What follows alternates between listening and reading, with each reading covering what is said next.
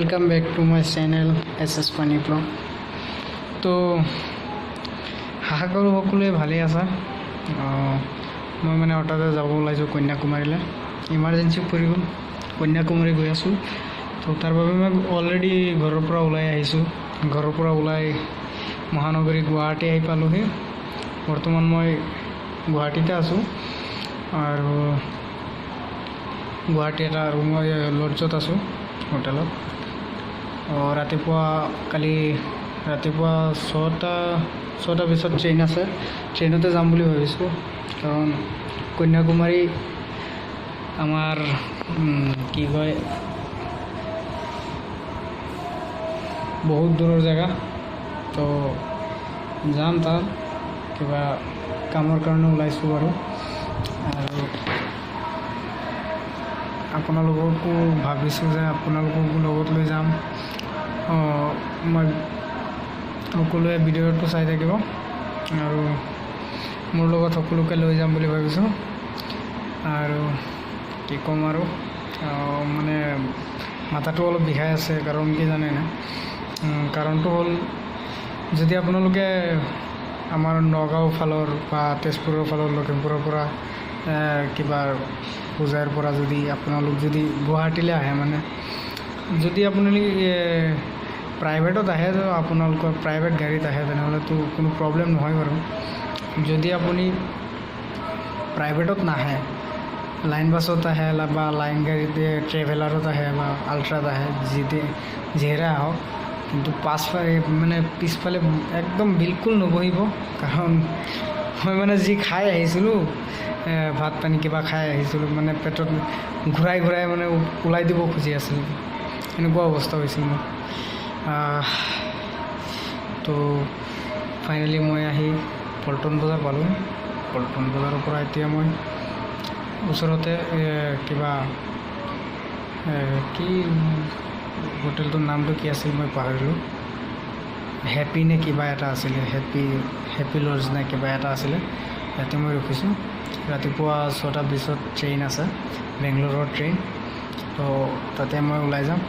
তো চেন্নাইলৈকে যাব লাগিব, তাৰ চেন্নাইলৈকে গৈ তাৰপিছত তাৰ পৰা ট্ৰেইন আছে কন্যাকুমাৰীলৈ। কালি এটা ডাইৰেক্ট ট্ৰেইন আছিলে, কিন্তু মই টিকেট পোৱা নাছিলোঁ। গতিকে মই চেন্নাইলৈকে বেংগলোৰৰ ট্ৰেইনেৰে মানে যাম বুলি মানে ভাবিছোঁ। তো ফাইনেলি টিকেট হৈ গ'ল। তো কালি যাম, আপোনালোকো যাব মোৰ লগত। মই ডিম্পুদাৰ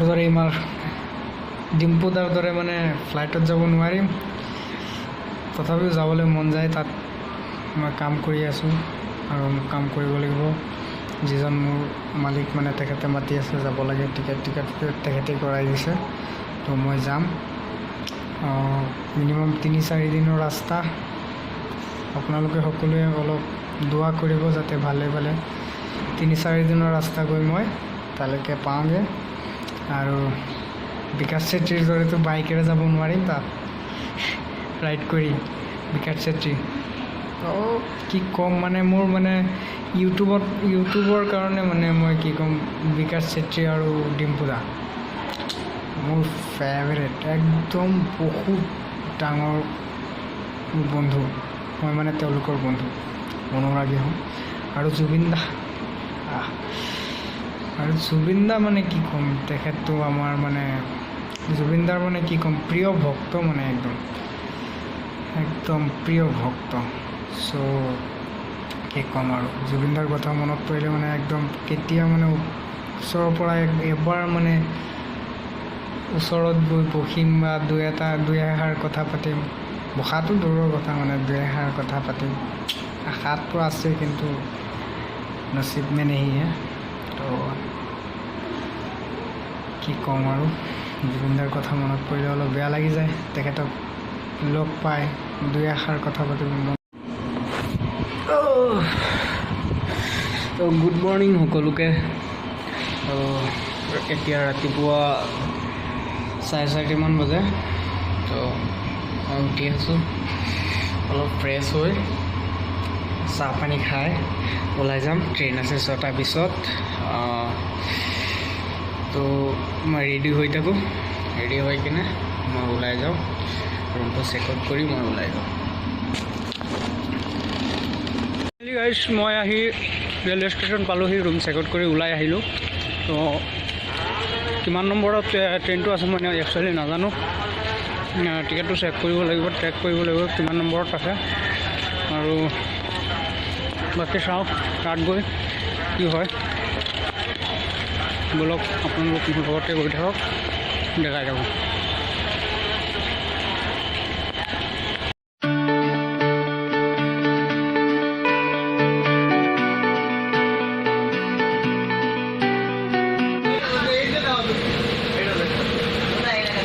ফাইনেলি গাইজ ট্ৰেইন এৰি গৈছে, গৈ থাকোঁ, পাৰোঁ গৈ যাব পাৰিম।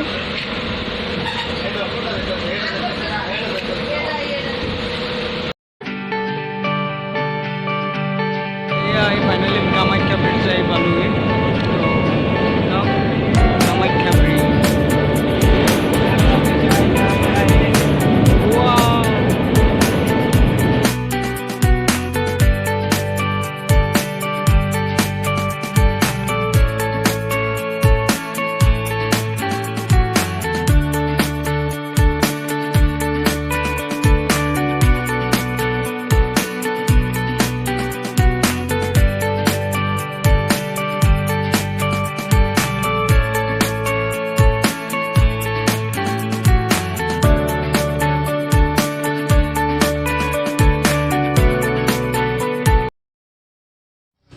হে গাইজ, তো আপোনালোকে ভাবিব পাৰে যে ট্ৰেইনত থকা কন্যাকুমাৰী যোৱা মানুহজন এতিয়া টমটমত ঘূৰি আছে কিয়।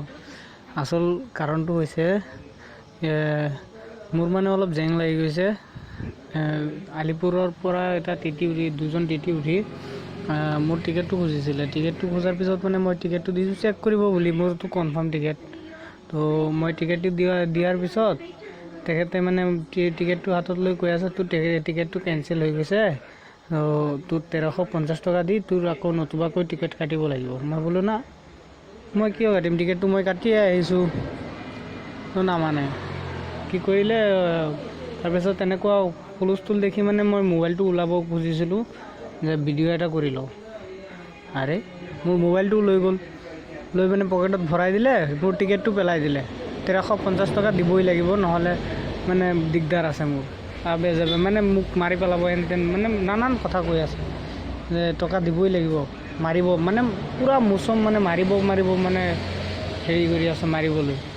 তো মানুহ আছিলে বেছি নাই, কমেই আছিলে, অসমৰ মানুহ আছিলে, কিন্তু কোনেও একো কোৱা নাই, বেয়া লাগিছে বহুত। তো তাৰপিছত অৱশেষত মানে তেওঁলোকে এজাহাৰ কৰিলে মোৰ নামত যে উইদাউট টিকেটত মই আহিছোঁ। মোৰ টিকেটটোতো পেলাই দিলে, মোৰ মোবাইলত কিন্তু এটা ফটো উঠাই ৰাখিছিলোঁ।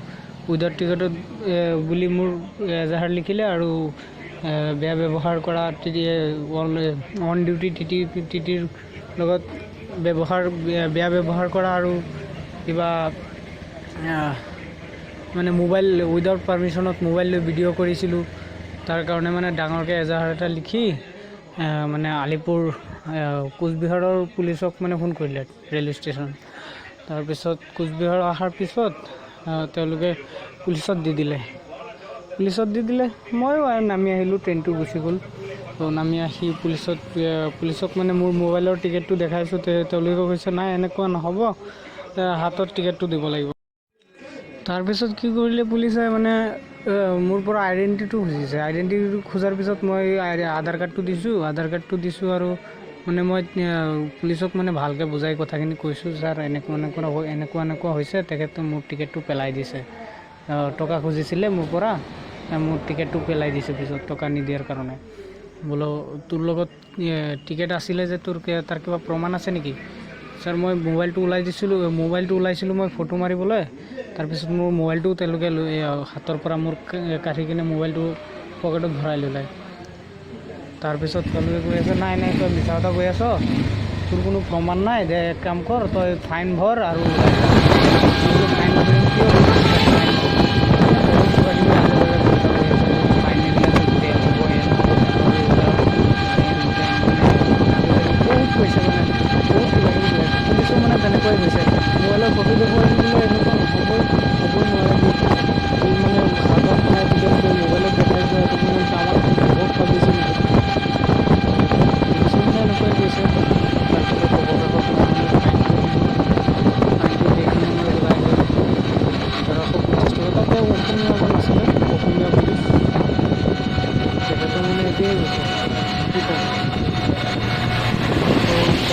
হৈ গৈছে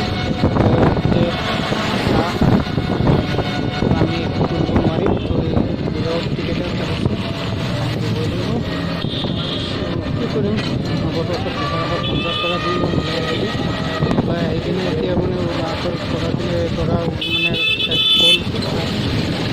তাৰপিছত ভাত পানী খালোঁ কোচবিহাৰত।